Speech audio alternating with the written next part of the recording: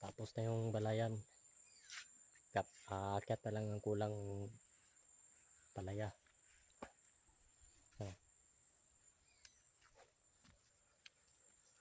Palaya. Ito. Siya na ang bahala aakyat ito. Pero mag-monitor pa rin ako para mapaakyat siya pa dito sa dulo. Tapos sa taas. Yan.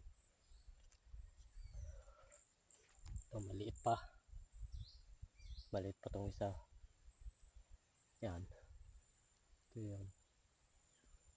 Nilagyan ko ng kahoy para pagtalian sa aakyatan niya.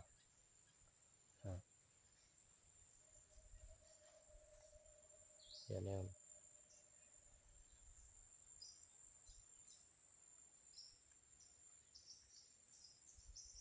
Yan lang. Simpleng pagtali lang.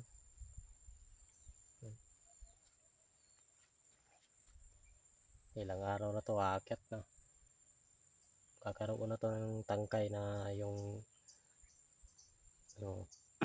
yung maakyat ito. Yan. Yung umahawak.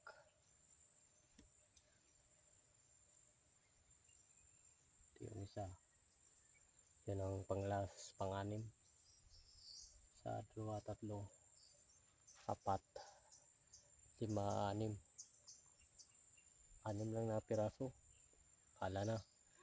Basta may matanim lang na palaya. Pero pag makakita ko ulit ang buto, makabili ako. Daragdagan ko to. Lalagay ko doon sa kabila. Doon at saka doon. Para lalagay ko doon sa kabila, doon sa dulo at saka dito. Yan. Para sila doon sa itaas. Pagkasalubong. Tingnan lang natin kung gaano karami ang bunga nila. Tsaga-tsaga lang ang magtanim. Pa kunti-kunti hanggang sa dumami. Tapos kabila nga yung sitaw. Mahaba yung sa sitaw. Yung sa dulo.